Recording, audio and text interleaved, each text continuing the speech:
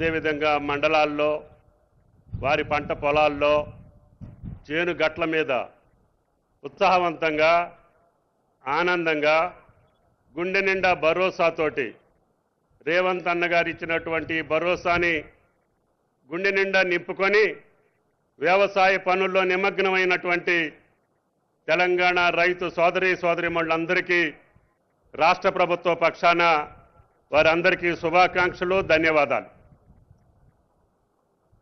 దేశ చరిత్రలో ఏ ప్రభుత్వం కూడా ఇంత సాహసోపేతమైనటువంటి నిర్ణయాలు చేసే శక్తి కానీ చేసినటువంటి దాఖలాలు కానీ మనకి ఈ సువిశాల భారతదేశంలో ఇంతవరకు మనం వినలా కనలా. ఈనాడు సాక్షాత్తు కేంద్ర ప్రభుత్వంలో ఉన్నటువంటి ప్రభుత్వ పెద్దలు కూడా తెలంగాణ రాష్ట్రంలో జరుగుతున్నటువంటి రైతాంగానికి ఇచ్చేటటువంటి భరోసా రేవంత్ అన్న గారు కేవలం సంవత్సరన్నర కాలంలో చిన్న రాష్ట్రం, విధ్వంసమైనటువంటి రాష్ట్రం, సంక్షోభంలో ఉన్నటువంటి రాష్ట్రాన్ని సంక్షోభం నుంచి సంక్షేమ దిశగా, విధ్వంసం నుంచి వికాస దిశగా అన్ని రంగాల్లో కూడా గుండె ధైర్యంతో ప్రజలు ఇచ్చినటువంటి శక్తి సామర్థ్యాలతోటి వారిచ్చినటువంటి అధికారాన్ని తూచా తప్పకుండా తెలంగాణ ప్రజల కోసం, తెలంగాణ రైతుల కోసం, తెలంగాణ పేదల కోసం, తెలంగాణ యువకుల కోసం, తెలంగాణ కార్మికుల కోసం, తెలంగాణ విద్యార్థుల కోసం సర్వస్వం ఆయన కష్టపడి ఈ ప్రభుత్వాన్ని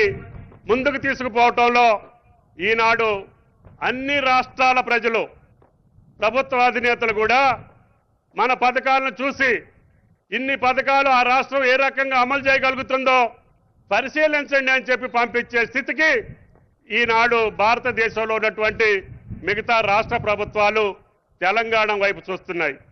అందుకనే రాహుల్ గాంధీ గారి యొక్క ఆశీస్సులతో వచ్చినటువంటి ఈ యొక్క తెలంగాణ ప్రభుత్వం ఆయన కోరిక మేరకి ఆయన ఇచ్చినటువంటి సూచనలకు అనుగుణంగా కష్టమైన, నష్టమైన, ఇబ్బంది వచ్చినా రైతాంగాన్ని మరవకూడదు, రైతాంగం సుభిక్షంగా ఉంటేనే దేశం సుభిక్షంగా ఉంటుందని రాజీవ్ గాంధీ గారు ఇచ్చినటువంటి సూక్తులకు అనుగుణంగా ఆయన పాదాల చెంతన ఈనాడు ఇది మనం చేసుకునే సంబరాలు కాదు, ప్రభుత్వం చేసేటటువంటి సంబరాలు కాదు.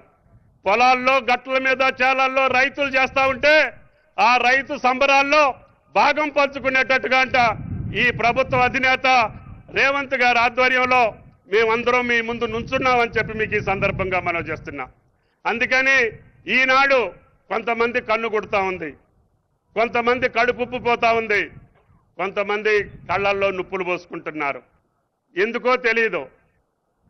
కేంద్రంలో ఉన్న ప్రభుత్వ అధినేతలు కూడా ఇంకా అది చేయలేదు, ఇది చేయలేదు, రుణమాఫీ పూర్తి కాలేదని. మా ముఖ్యమంత్రి గారు పార్టీ ఎన్నికల ముందు చెప్పింది 2 లక్షల లోపు ఉన్నటువంటి రైతాంగానికి మేము రుణమాఫీ చేస్తామని. ఆయన మాట నిలబెట్టుకోవటం కోసం స్వాతంత్ర దినోత్సవం రోజున మేము 2 లక్షల లోపు ఉన్నటువంటి 25 లక్షల చిల్లర రైతులకి 21,000 కోట్లు వాళ్ళ ఖాతాల్లో జమ చేస్తే ఈ దేశాధినేతలకు అది పట్టదు. రుణమాఫీని గురించి ఆలోచించినటువంటి ప్రభుత్వాలు, పార్టీలు మా రుణమాఫీని గురించి విమర్శించే నైతిక హక్కు భారత ప్రభుత్వంలో ఉన్నటువంటి ఏ నాయకుడికి లేదు అని చెప్పి ఈ సందర్భంగా విజ్ఞప్తి చేయదలుచుకున్నాం. మీరు కూడా చేయండి. మేము 2 లక్షలు చేస్తే మీరు 4 లక్షలు చేయండి. మా రైతులు సంతోషిస్తారు, దేశంలో రైతులు సంతోషిస్తారు.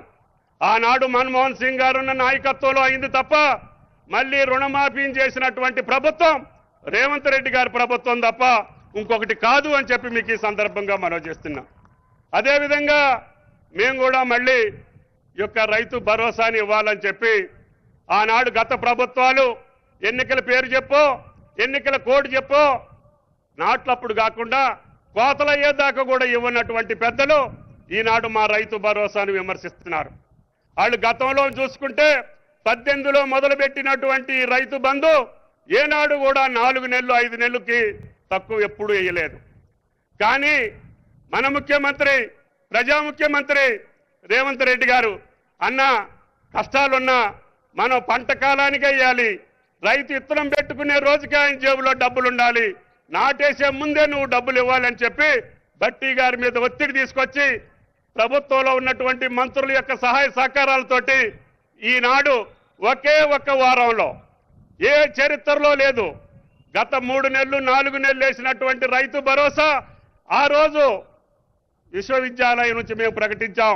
ముఖ్యమంత్రి గారు 9 రోజుల్లోనే 9,000 కోట్లు వేస్తానంటే అందరూ కొద్దిగా అపహాస్యం చేశారు. అదేవిధంగా దాన్ని కాదులే అని చెప్పి ధీమాగా పండుకున్నారు.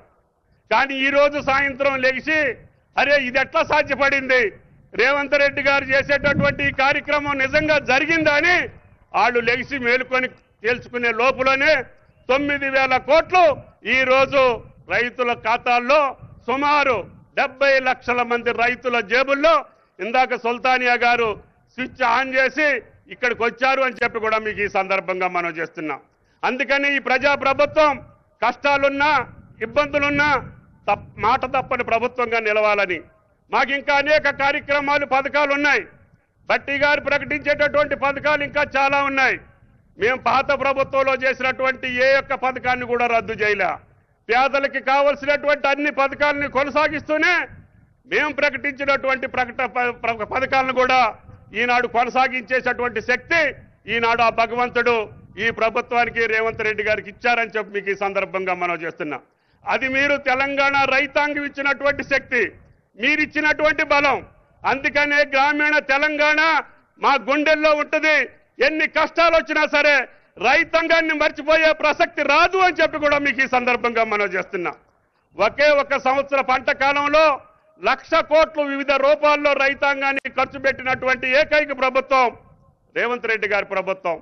దానికి లెక్కలన్నీ చెబితే మీ జీవితకాలం పాలించినటువంటి ఏ రాష్ట్రం కూడా 10 సంవత్సరాలు పాలించినటువంటి గత ప్రభుత్వ కాలంలో కూడా 1,00,000 కోట్లు రైతాంగాన్ని ఖర్చు పెట్టినటువంటి చరిత్ర మీకు లేదు. కాబట్టి ఈ యొక్క రైతు భరోసాని గురించి కానీ రైతాంగ కార్యక్రమాల గురించి కానీ మీరు ఎక్కువ మాట్లాడి రైతుల్లో పలచబడొద్దని చెప్పి ఆ రాజకీయ పార్టీలకు విజ్ఞప్తి చేయదలుచుకున్నాం. ఇంకా మాకు చేయాల్సినటువంటి అవసరం ఉంది, ఇంకా మేము చేయాల్సినటువంటి పరిస్థితులు ఉన్నాయి. మేము ఇంకా వాటిని రూపకల్పన చేస్తున్నాం. తప్పకుండా మాకిచ్చినటువంటి 5 సంవత్సరాల కాలంలో మేము అన్నటువంటి అన్ని మాటల్ని నెరవేర్చి మీ దగ్గర శభాష్ అనిపించుకొని మేము రేవంత్ అన్న గారిని మళ్ళీ గెలిపించమని చెప్పి అడుగుతాం తప్ప వేరే లాలూచీ కార్యక్రమాలు మాకు అవసరం లేదు. ఆ రకమైన తల వంచేటటువంటి పరిస్థితి మాకు రాదు అని చెప్పి మీకు ఈ సందర్భంగా మనం చేస్తూ ఈ శుభ సందర్భాన వీటికన్నిటికీ కూడా అన్నిటినీ కడుపు కట్టుకొని ఎంతో మంది ఎన్నో రకాలుగా అన్నా కూడా 9 కోట్లు ఈ రోజున రైతుల ఖాతాలో వేయడానికి సహకరించినటువంటి మా ఆర్థిక మంత్రి అదే 9,000 కోట్లకి మాకు రైతుల జాబుల్లో జమ చేసినటువంటి మా ఆర్థిక మంత్రి మాకు గౌరవనీయులు శ్రీ భట్టి విక్రమార్క గారిని ప్రసంగించవలసిందిగా కోరుతున్నాం.